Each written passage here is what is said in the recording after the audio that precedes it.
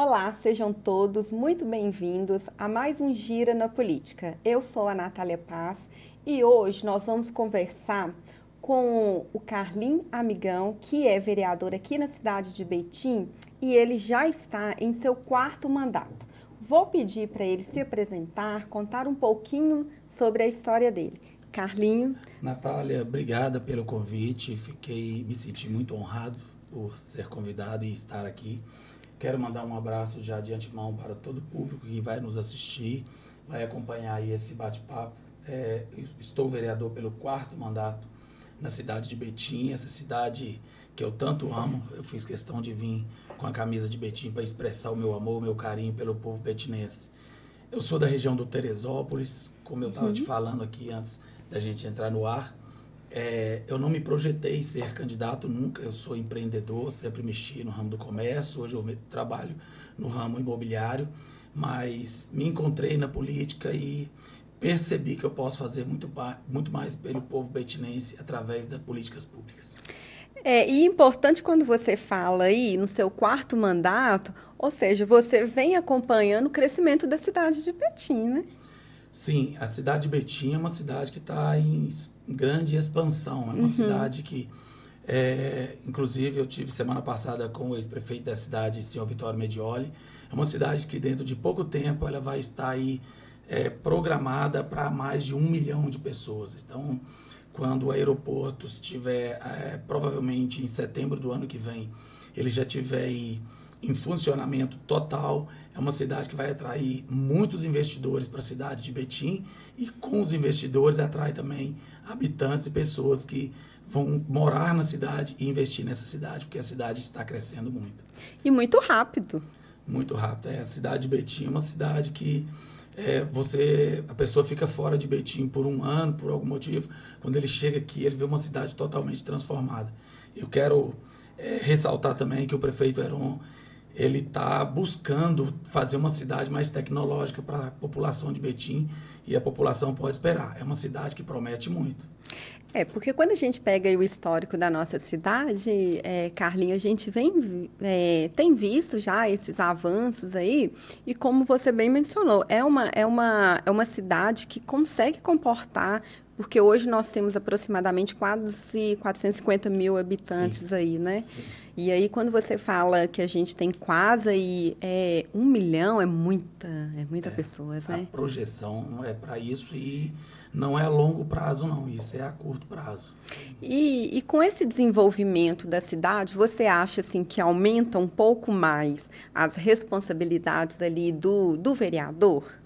Aumenta e aumenta muito, porque o vereador ele é o político mais próximo da população.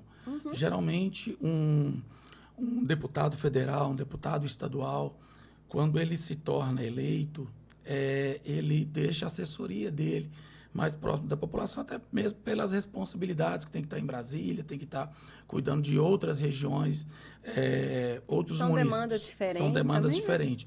O vereador, ele está todos os dias conversando com a população. Quando não é presencial, é através do telefone. Por exemplo, o meu telefone é um telefone que todo mundo tem acesso, as pessoas não têm dificuldade de falar comigo. Então, quando a cidade cresce, as responsabilidades também vai junto e cresce também. E durante todo esse processo aí de desenvolvimento, assim, o que você tem visto assim, que tem surgido também de novo, assim, no quesito demanda da população? Você tem aí vários projetos, que nós vamos falar um pouquinho mais para frente, sobre alguns projetos também que você está aí já em...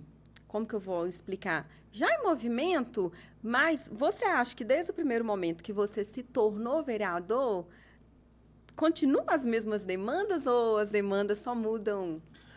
As demandas mudam de acordo com o que o político tem para apresentar para a população. Se o político ele tem projeto pífio, projeto pequeno, a população meio que acaba acostumando com aquilo. Mas quando o político ele é um político de visão, ele quer trazer de fato o melhor para a população também aprende a cobrar. Eu costumava falar na minha campanha, no período que eu estava em campanha, que o próximo prefeito que iria se suceder ao ex-prefeito Vitório Medioli, ele ia ter muita responsabilidade, porque a população de Betim aprendeu o que é, de fato, o direito deles e aprendeu a cobrar. Sim. Então, o nosso eleitor de hoje é totalmente diferente do eleitor de 20, 30 anos atrás, que aceitava um saco de batata, aceitava um assistencialismo.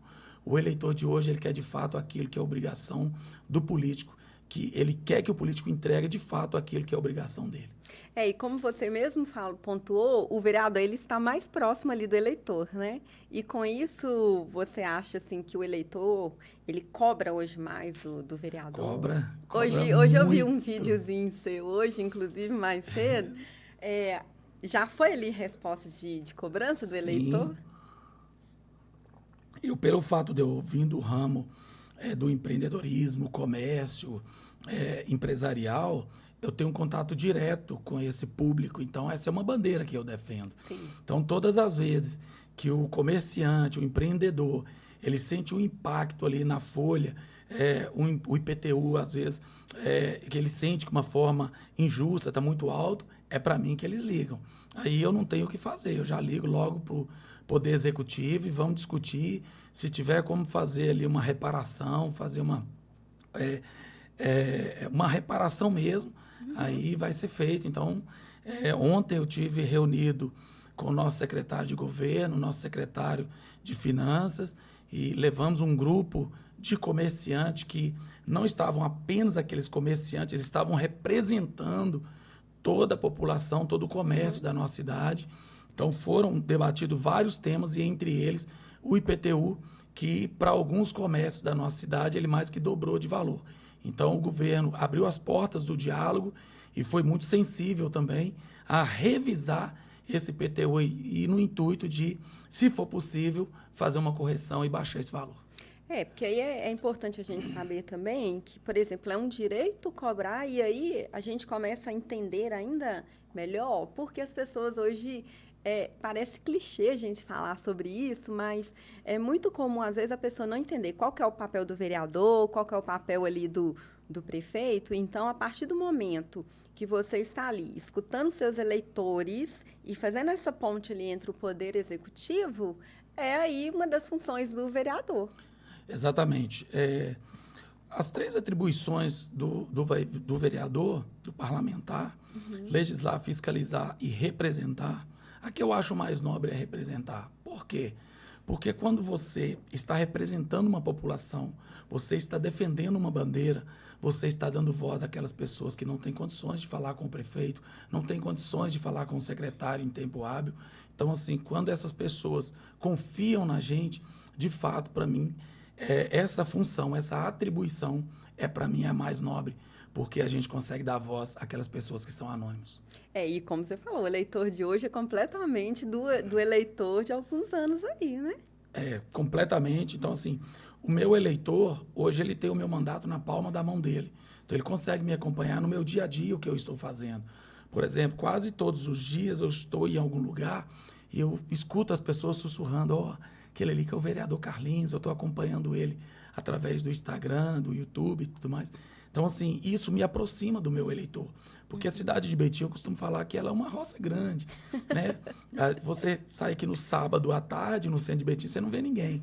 Mas é uma cidade, uma extensão muito grande. Então, eu não consigo estar em todo lugar. Tem um ambiente meio anteriorando, né? Exatamente. É por isso que eu amo Betim, eu adoro isso. Mas a gente consegue levar o nosso mandato aí aos 4 cantos da cidade. O que não é fácil. Não é fácil.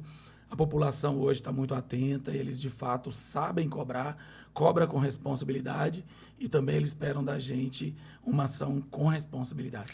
E aí eu faço a pergunta, como que você conseguir aí estar em seu 4º mandato? Na verdade, nunca foi programado e projetado para isso. Eu nunca me preparei para falar, eu quero chegar a 4 mandatos. Eu fui levado para esse mundo da política. Em 2012, eu tinha um supermercado no Teresópolis, no bairro Jardim Teresópolis, de frente à Fiat, que o nome do meu supermercado era Comercial Amigão. Além dos supermercados, nós tínhamos lojas de roupas, sapato, aviamentos. Então, esse era o meu ramo de atividade. E eu sempre gostei de fazer um trabalho social na minha comunidade, porque foi de lá que eu vim. Eu vim de origem pobre, de origem simples. Então, eu sempre gostei de devolver um pouco para a população daquilo que Deus me deu. E aí, eu comecei a ficar bem conhecido no bairro. Em 2012, eu recebi uma visita do, então, hoje, presidente da Câmara, Léo Contador, e do Aerte. Até então, eu não conhecia, eles nunca tinha visto na minha vida. E eles foram lá, ficou sabendo que tinha um menino lá no bairro, que todo mundo gostava, e me fez esse convite para me candidatar a vereador em 2012. A princípio, eu recusei, porque eu estava bem focado no meu ramo de empreendimento, mas aí eles voltaram algumas vezes lá e acabou me convencendo. Eu perguntei para minha esposa se ela concordaria com isso, ela prontamente concordou e falou, te ajuda, eu acho que você vai ser um excelente parlamentar. E ainda ela brincou, falou, e eu acho que você vai ganhar. Eu até falei com ela, você está falando isso porque é minha esposa. Ela falou, não, Carlos, você vai ganhar porque você é muito querido. E aí, em 2012, eu fui o vereador mais bem votado da história do meu bairro. E depois eu expandi esse trabalho. Já tinha um projeto de não continuar, de voltar para o meu ramo de atividade. Mas em 2016, fui convidado novamente a compor uma chapa extremamente difícil, que eu disputei as eleições com 4 vereadores, que todos eles eram bem mais fortes do que eu, tinha um público já consolidado. E aí muitas pessoas falaram, Carlinhos, dessa vez ele encerra a carreira, porque os 4 vereadores que estão com ele terá mais voto do que ele. E mais uma vez, para surpreender muita gente, eu fui o primeiro da chapa, tendo tanto voto que puxei mais um vereador. E em 2020, eu fiquei entre os mais votados de Betim, e agora, mais uma vez, eu tive quase 3 mil votos, ficando aí também entre os mais votados da cidade. Mas não foi nada programado, eu acredito que isso foi Deus que preparou isso, porque estar vereador e ser vereador dessa cidade nunca foi um plano de poder, mas sim uma missão. Eu não estou aqui por acaso, Deus me colocou aqui para poder ser bênção na vida das pessoas. Você acha que foi acontecendo assim naturalmente? Foi acontecendo. Né? Eu vejo que tem muitas pessoas que às vezes são até mais preparados do que eu, são pessoas que são de famílias nobres, pessoas de condição financeira muito melhor, e já tentaram várias vezes e não conseguiu. E assim, eu nem faço tanto esforço assim, eu apenas trabalho. Eu trabalho muito e trabalho todos os dias. Tudo que eu faço é com muita dedicação. Agora o resultado, ele aparece nas urnas, já provou isso 4 vezes. E por que eu falo com você assim, que eu falo, gente, 4º mandato aí é complicado? Eu trabalho com comunicação política e, se eu não estou errada, se eu não me engano, em 2024 foram 450 candidatos, não foi? 2024? 2024 foi quase 500 candidatos. Em 2012, quando eu disputei, foi mais ainda, foi quase 600. Não, e assim, só para quem está nos assistindo entender que não é tão simples assim o jogo. Porque em Betim hoje nós temos o quê? 23 cadeiras. 23 cadeiras. Então, assim, já tem uns que já tem ali, como você me falou, um público consolidado. Então, isso vai diminuindo as cadeiras. Vai diminuindo, por exemplo, os parlamentares que têm o público evangélico de uma determinada denominação, né? Vou falar de uma forma carinhosa, lógico, o pessoal, os candidatos da Quadrangular, da Universal, eles representam aquele público, além do público evangélico, esse público dessas denominações, Assembleia de Deus e outras, eles têm uma tendência a votar no candidato da igreja deles. E não está errado isso também, não. Mas eu digo porque praticamente esses candidatos, quando eles já têm ali um partido para disputar as eleições, praticamente essa vaga já é deles, porque eles já sempre saem. Já facilita pouco, né? Facilita. Então, o meu público, eu sou um candidato 100% de direita, deixo isso claro todas as vezes que eu tenho oportunidade, mas o meu público ele é pulverizado. Eu tenho eleitor que são de esquerda, que me adora, vota em mim. Eu tenho candidatos eu tenho eleitores do centro que votam em mim. Então, assim, eu tramito muito bem em todos os lados aí. Para mim está tudo certo. E que é o papel da política, né? Exatamente. Que é transitar ali.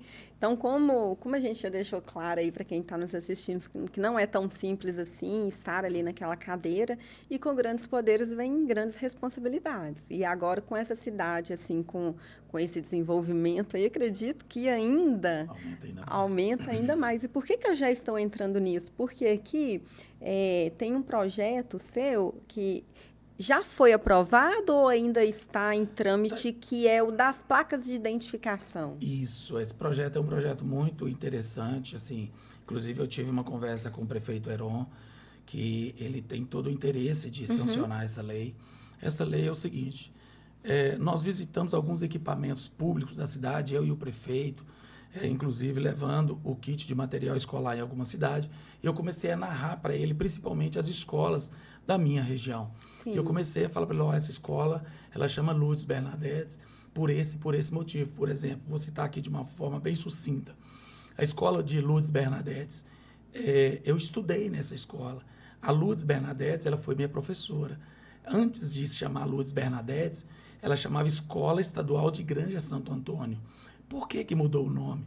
Porque a Lourdes Bernadette, num determinado dia, ela estava indo para dar aula para minha classe, para minha sala, e uma roda de um caminhão soltou e ela foi morta num ponto de ônibus com um monte de material escolar, e aí ela perdeu a vida indo fazer o bem, que é lecionar as crianças. Então, foi mudado o nome da escola. Esse projeto meu, ele vai trazer o esclarecimento. Todas as vezes que uma pessoa de fora de Betim, ou até mesmo de Betim, chegar num equipamento público, em qualquer lugar, ele com o QR Code do celular, ele vai saber por que chama Noêmia Gontijo, por que chama Lourdes Bernadette, porque vai ter ali a descrição. Isso é para valorizar aquelas pessoas que foram importantes e que fez diferença na vida das pessoas da nossa cidade. Porque exatamente quando você cita aí é uma história assim, e é importantíssima, e às vezes a pessoa fala exatamente, mas por que esse nome? Não sabe ali, né, o feito que a pessoa fez ali para... Isso. Esse projeto, ele vai deixar claro em todos os equipamentos públicos da nossa cidade. Qualquer pessoa que chegar aqui no equipamento público vai ter na placa um QR Code, e a pessoa vai poder acessar através do celular e vai ter a história. Por exemplo, tem pessoas da nossa cidade que os avós foram pessoas importantes, que construíram a nossa cidade e desbravou para que essa cidade chegasse onde ela está hoje. Então, quando essas pessoas, esses bisnetos, estiver visitando com algum amigo, falou, esse rapaz foi meu avô, coloca o celular aí para você ver a história do meu avô. Então, acho que isso vai valorizar aquilo que a pessoa fez pela nossa cidade. E a gente pensa também, Carlinhos, que a nossa vida é feita de histórias, né? Sim. A partir do momento que a gente valoriza ali as pessoas que ajudaram a construir a nossa cidade, igual, por exemplo, que tem aí crescido muito, essa pessoa, ela teve ali a sua contribuição e está sendo lembrada ali, né? Eu acho, assim, que é de grande valia, e quando ele for aprovado, você volta aqui para contar para a gente, tá? Lógico. Então, hoje eu estou deixando o convite aí para você voltar. E aí também você tem o projeto. Aí eu vou citando aqui, você vai descrevendo, ótimo. vai falando aí, tá? O projeto é um projeto? Projeto Aruna. Aruna. Esse projeto, eu fiquei bem sensibilizado com a história. Aruna é uma moradora do Citrolândia, que ela estava sofrendo de transtornos mentais, com problema psicológico, e no dia que ela começou a passar mal, ela procurou ajuda, parece que foi em alguns equipamentos públicos, comentou com a população, e parece que naquele momento ela foi ignorada por algumas pessoas, por alguns equipamentos públicos, e aí ela falou, eu vou em casa e vou assassinar minha filha, acho que tinha 6 anos, e ela fez isso. Então, assim, isso deixou a cidade muito mexida com isso, porque era uma pessoa muito querida da região.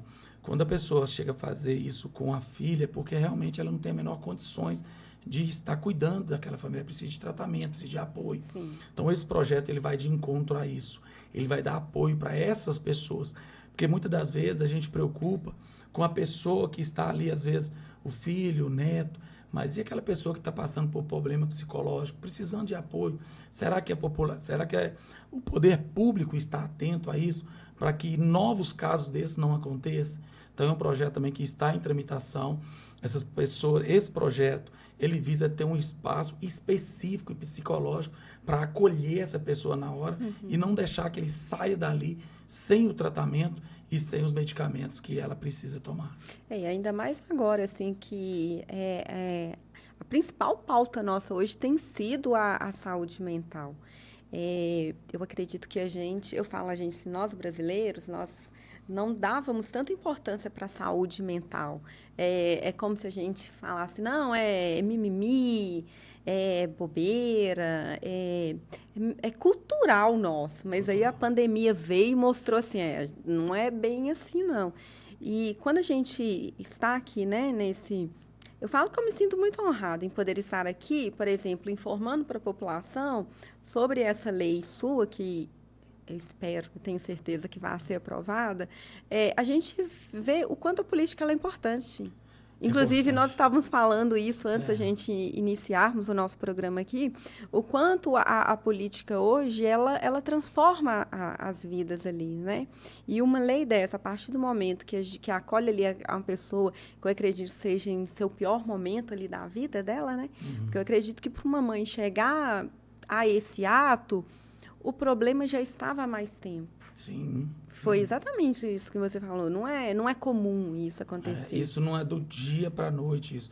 Às vezes, por vários dias, ela veio dando sinais que poderia causar uma tragédia ali, porque ela realmente estava meio que pedindo socorro. Por favor, me ajuda. Estou aqui pedindo socorro. E aí ela foi ignorada e o mal, o pior aconteceu.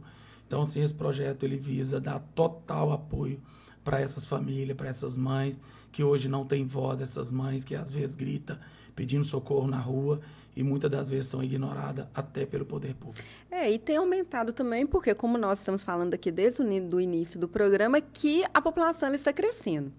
Como a população está crescendo, vai surgindo mais esses problemas, principalmente na saúde mental também, né? Sim, é verdade, porque são vários fatores que trazem a isso. Às vezes é genético, às vezes é o acúmulo de informação através das redes sociais. Exatamente. Por exemplo, quando se fala-se das casas de aposta, as pessoas estão ficando tão viciadas quanto se estivessem usando droga. Então, quantas pessoas, há pouco tempo atrás, teve um rapaz e uma pessoa esclarecido.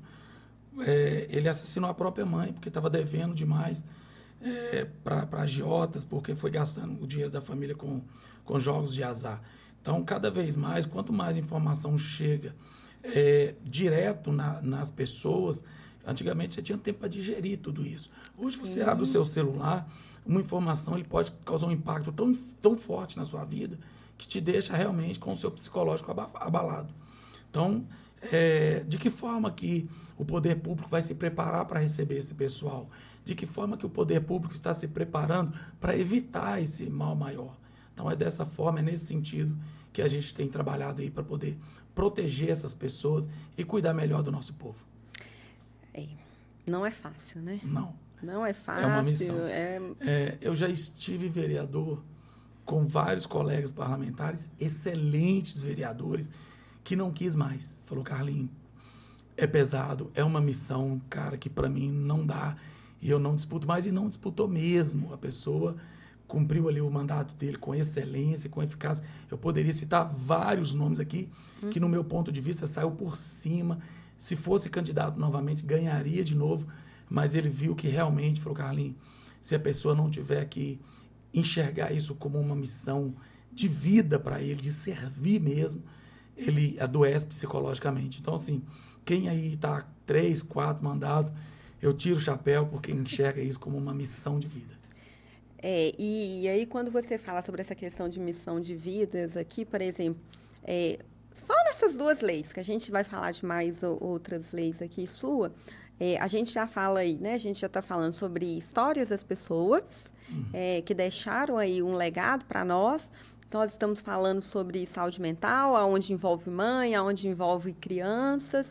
E aí a gente já vai começar a falar aqui também sobre o Tempo de Plantar, né? Tempo de Plantar. É um projeto nosso também, maravilhoso, porque, como eu te falei anteriormente, eu vim de uma região de periferia. E é cultural da periferia as pessoas descartarem resto de entulho nas esquinas. Assim, você chega numa comunidade onde as pessoas têm... A informação quase não chega lá. Sim. Então, as pessoas quase comum descartar. Terminou de fazer uma reforma na casa, joga ali na esquina. Tem um resto de sofá, joga na esquina. A gente está transformando esse ambiente. A gente chega, faz toda a limpeza do local, faz toda a revitalização. Se precisar de asfalto, a gente entra com a parceria com a prefeitura. Se precisar de levantar o meio-fio, a gente levanta. E naquele local, a gente faz um jardim. E aí a gente faz um antes e depois, coloca num cartaz, entrega para a população, panfleta toda aquela comunidade e fala, você escolhe. qual desses 2 lugares que você quer de frente para sua casa. E aí a gente entrega aquele jardim para as pessoas mais próximas cuidar, falar um presente que nós estamos entregando para vocês. Aqui você vai poder colher uma rosa, aqui você vai poder colher uma fruta, nós vamos plantar árvore frutífera também, aqui você vai poder sentar com seus filhos. Então, lugar onde era ponto de descarte irregular, que trazia doenças, atraía vários bichos peçonhentos, estão sendo transformados em local que acolhe as pessoas para um bate-papo, deixa mais bonito, deixa mais harmonioso esses espaços. Então, o nosso projeto, ele vai nos 4 cantos da cidade, em toda a região de periferia, principalmente na entrada e saída dos bairros. Vamos deixar a nossa cidade mais bonita, não só no centro, mas também nas regiões descentralizadas também. E aí também acaba que envolve a população também, né? Envolve a população. Esse projeto, desde a época que eu estudava, lá na Vila Recreio, no Adelina, uma diretora nossa lá, para mim, uma das pessoas mais fantásticas que eu pude conhecer, às vezes ela comprava tinta para pintar a quadra da escola e ela não contratava ninguém. Isso era um costume dela. Ela falou, quem tem que pintar é quem joga bola aqui. E aí, às vezes no final de semana, a gente ia para lá, que um monte de jovem que usava essa quadra e a gente pintava essa quadra. Quando o alambrado, a tela rasgava, ela ia lá e comprava arame, a gente ia lá costurar a tela de novo. Quando precisava de pintar a escola, era a comunidade que pintava. Então, ela falava, quando você cuida, você dá valor. Então, assim, quando a gente via um menino subindo no alambrado, balançando, ele falou, faz isso não, que eu custei para arrumar isso aqui no final de semana todo. Então, todos esses projetos que transformam a vida das pessoas, temos que convidar a população a participar, a inserir dentro desse projeto. Porque divide também um pouco da responsabilidade, né? Sim. Porque, como nós estamos falando aqui, é sociedade. Ou seja, é dividir ali a responsabilidade com o máximo de pessoas que vivem ali também, né? No educa, Japão, né? E educa. No Japão, os únicos serviços essenciais que são pagos para fazer em escolas são serviços que colocam em risco a vida das crianças. Mas todos os serviços essenciais, lavar banheiro, limpar o pátio, lavar a sala, cuidar da escola, são feitos pelos próprios alunos. Lá, eles não contratam a pessoa para fazer esse tipo de serviço. Você vê aluno lá de 6, 7, 5 anos, já sabe lavar prato, o prato que ele come é ele que lava, o banheiro que ele usa é ele que lava, a sala que ele usa é ele que lava. Então, acho que esse tipo de cultura fica para a gente como exemplo. Com certeza. E aí torna adultos mais responsáveis, né? De pelo menos arrumar a cama, que Sim, tem umas menininhas aí que não arrumam nem a cama. Já aprende aí a arrumar a cama, né? E, recentemente, nas informações que você me enviou, você destinou 100% das suas emendas parlamentares. Aí, antes da gente entrar propriamente nesse assunto, que nós estamos falando da emendas parlamentar para aquisição de uma ambulância do SAMU, vamos explicar para quem está nos assistindo o que seriam essas emendas parlamentares. Porque, às vezes, assim, quando a gente está falando, parece muito simples para quem sabe, mas talvez a pessoa que esteja nos assistindo não entenda exatamente o que seria essa emenda parlamentar. Aí, se você puder, por favor, você explica um pouquinho claro. E como que você destinou esse valor para a aquisição dessa ambulância do SAMU. E a gente vai falar um pouquinho aí sobre esse assunto que é um pouco delicado também, que é o SAMU, né? Eu tenho um carinho muito especial com os profissionais da saúde. E eu entendo bem disso. Eu visito os postos de saúde, eu visito as UPAs da nossa cidade. E eu sei que assim, a saúde, quanto mais dinheiro põe, mais ele realmente precisa, porque é um departamento que tem muita demanda. Quanto mais, por exemplo, hoje o nosso hospital regional, você pode fazer um investimento ali de 300 milhões. Quanto melhor ele ficar, mais pessoas de outras cidades vão vir para cá. Eu já fiz essa experiência, por exemplo. Às vezes você senta ali na porta do hospital regional.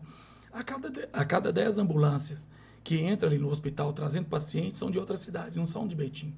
Então, a cidade vai deixar de investir por causa disso? Claro que não, tem que investir. Mas também a gente tem um teto que precisa cumprir essa regra. Sim. A emenda parlamentar, todo parlamentar ele tem esse direito de destinar parte da sua emenda. Tem alguns colegas vereadores que indicam para algumas ONGs, indica para outros espaços da saúde. Por exemplo, o ano passado, a fila de cirurgias eletivas estava muito grande, estava sobrecarregado. Eu destinei toda a minha emenda para diminuir, para zerar essa fila de cirurgia eletiva. Cirurgia eletiva são aquelas cirurgias de varize, cirurgia de pequenas cirurgias, sabe? Que a pessoa fica ali 5, 6, até 5 anos esperando. Então, de cirurgia de hérnia. Então, eu destinei quase R$1 milhão para ver se conseguia zerar. Não conseguimos zerar, não, mas ajudou muito ali nesses pacientes. Esse ano, nós fizemos um levantamento, porque essas emendas parlamentares, embora seja um direito que o vereador tem de destinar para onde ele quiser, mas a gente tem que ter muita responsabilidade com isso. Sim. Nós fizemos um levantamento e nós podemos perceber que o nosso SAMU, nossos carros de SAMU, estão sucateados mesmo. Inclusive, essa semana, um ex-servidor da prefeitura, depois de trabalhar a vida inteira, por longos 35 anos na prefeitura, como guarda patrimonial, ele morreu, perdeu a sua vida, bem no coração da cidade, de frente a um patrimônio histórico. Foi do museu, não foi? Foi um senhor, conheci ele demais, era meu amigo pessoal. Então, ele perdeu a sua vida porque o SAMU demorou quase 50 minutos para poder chegar. Ele deu um infarto. Poderia ter salvado? Talvez poderia, porque ficou constatado que foi um infarto e parece que não foi fulminante. Se tivesse socorrido em tempo hábil, talvez ele estaria vivo. E aí nós, fazendo esse levantamento, que realmente os carros do SAMU estão sucateados, nós destinamos R$661 mil para comprar uma UTI móvel. É aquele carro mais moderno do SAMU, com todo o equipamento. Então, toda vez que a população vê um carro desse do SAMU novo chegando para socorrer as pessoas, pode ter certeza que ali tem parte de contribuição do nosso mandato, porque o nosso mandato é sério e ele vai de encontro à população de Betim. E como que vocês, por exemplo, igual você falou que ano passado você destinou aí para cirurgias, né? Foi esse ano para a compra? Esse ano foi para a compra da UTI móvel. Da UTI móvel. Como que você faz esses levantamentos? É a sua assessoria ou você escutando mesmo o pessoal? É a assessoria que faz. Que faz esse levantamento, sim, né? Lá no nosso gabinete nós temos uma servidora pública de carreira que trabalha há muitos anos na área da saúde, inclusive trabalhou no setor de cirurgias eletivas. Então, ela está cedida para o nosso gabinete e ela entende de saúde, entende muito. Então, todas as vezes que a gente, para o ano que vem, no ano anterior, a gente já faz um estudo. Então, quando chega no momento de fazer a destinação dessa emenda, nós já sabemos, nós vamos destinar esse ano para tal lugar. O ano retrasado, nós compramos uma Toro, uma caminhonete nova para a Guarda Municipal. Fiz vídeo na época, está no nosso Instagram. Então, assim, eu procuro realmente colocar essa emenda onde, de fato, esse serviço vai chegar de encontro à população mais simples da nossa cidade.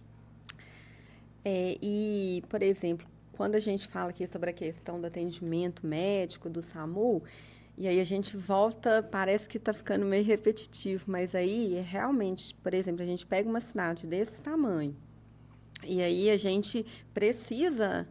além de ter a nossa população, ainda vem as pessoas de fora, ainda que precisa da utilização dessa ambulância do SAMU aí. Eu não sei se esse dado ainda está correto, mas me parece que Betim conta apenas com 5 ambulâncias. Parece que são 5, mas tem 2 baixadas. Para o número da nossa população, assim, eu acredito que estamos aí, assim, trabalhando meio que no máximo aí, né? Porque eu acredito que tem que ser um trabalho muito bem executado, devido à demanda, porque para uma cidade que está em crescente desenvolvimento, a saúde ela vai precisar acompanhar esse desenvolvimento. Na verdade, eu quero até fazer uma defesa aqui do governo, porque as ambulâncias do SAMU, ela é de inteira responsabilidade do governo do Estado. Então, assim, mas é igual a segurança pública. Por exemplo, a segurança pública é uma responsabilidade do Estado, mas o prefeito ele tem que dar a sua contribuição. Então, ele vai deixar a cidade ficar insegura porque o governador não está cumprindo com o seu dever de ofício. Por exemplo, as ambulâncias do SAMU, ela é de responsabilidade da União e do Estado. Mas aí o município tem que fazer a sua parte. Como ele faz a sua parte? destinando os vereadores que podem destinar a sua emenda, fazer, porque, na verdade, a ambulância do SAMU, ela é uma responsabilidade do Estado, mas ela atende a população de Betim. Sim. Então, a gente tem que ter esse carinho com a população e essa devida atenção também. Então, e porque não é só o povo betinense também? Não, exatamente. Então, é só para fazer esse registro dessa defesa, que o motivo dessas ambulâncias chegar a esse ponto é porque falta a responsabilidade do governo do Estado e do governo da União, e da União também. Uhum. Então, assim, se o município ficar assumindo todas essas responsabilidades, você pode ter certeza que lá no Estado e na União, quando eles estão discutindo lá, eles fazem também essa avaliação. O Betim, o prefeito de lá já está cumprindo tudo aquilo que era a nossa responsabilidade, ele está fazendo. Então, deixa lá, vamos socorrer outra cidade. Então, a gente sabe que a cidade de Betim é uma cidade que arrecada muito, mas a responsabilidade também que é muito grande, é uma cidade que está crescendo muito aí. Se Deus quiser, vamos avançar muito aí. Ah, não, com certeza.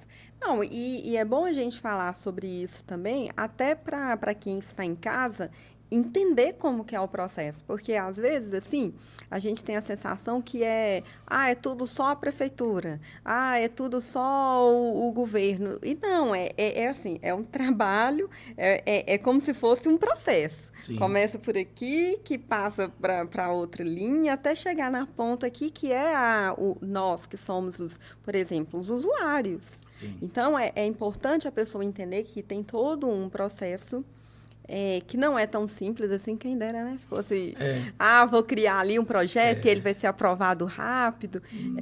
Igual durante as minhas conversas aqui, a gente vem entendendo que, igual, por exemplo, só para a gente ilustrar, esse seu projeto, o Projeto Aruna, por exemplo, eu acredito que já tem um tempo aí que já vem em conversa. E, às vezes, assim, dá a sensação que não está acontecendo, mas é porque tem todo um processo ali, né?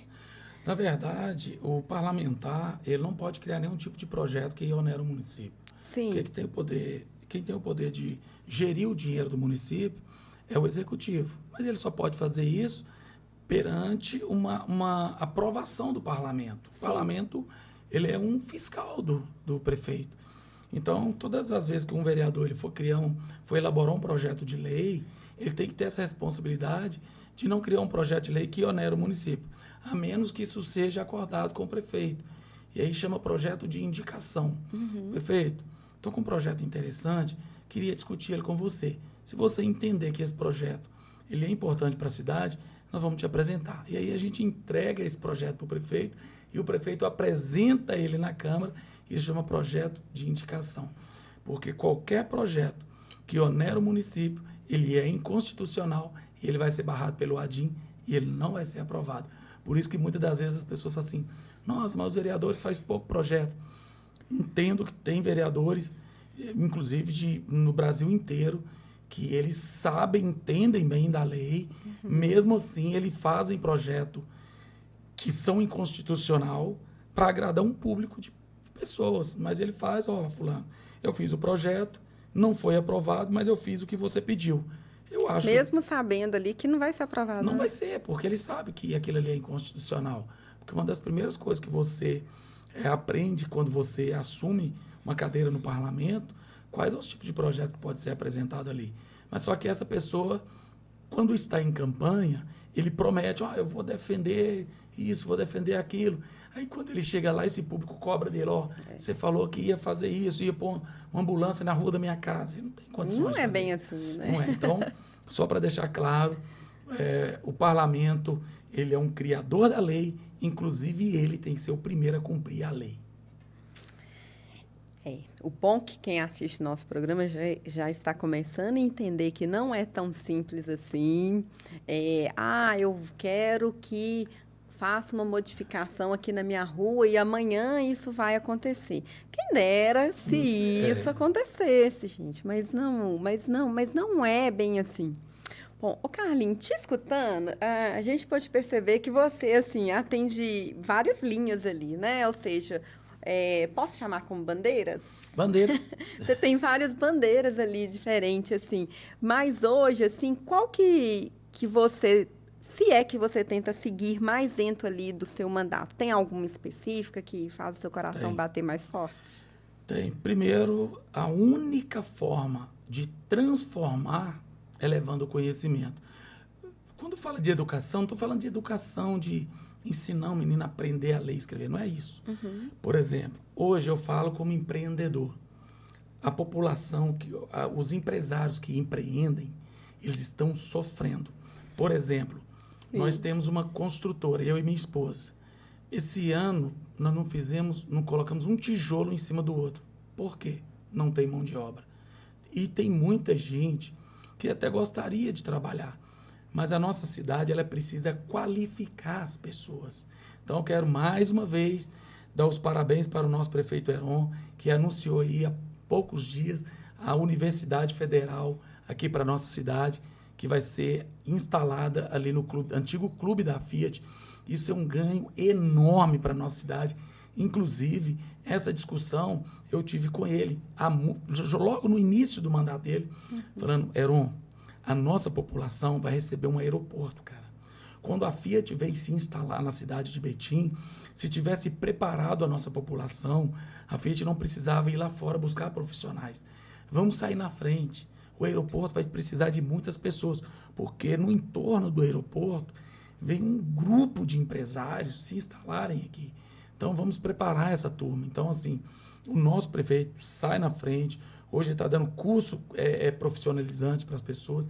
Então, a minha bandeira hoje é isso, é preparar as pessoas. Não estou falando apenas de crianças, estou falando de senhores e senhoras, de 40, 50, pessoas que já estão com 40 anos, já está até desmotivado. E são pessoas que podem produzir muito. Então, nós precisamos de trazer essas pessoas de novo ao mercado de trabalho. E até pela dignidade dela também, né? Sim. Então, quando eu era criança, eu era adolescente, eu perdi o meu pai, eu tinha 9 anos de idade. Minha mãe criou 8 filhos sozinha. E assim, eu agradeço muito a Deus, porque minha mãe me colocou para trabalhar numa oficina mecânica e lá o dono meio que me obrigou a estudar. Então, eu imaginava que um curso profissionalizante, uma faculdade, um curso superior, isso estava anos-luz longe de mim. E, de fato, estava mesmo. Mas estava longe do meu coração e da minha mente, porque eu achava que eu era obrigado a viver à mercê da escassez.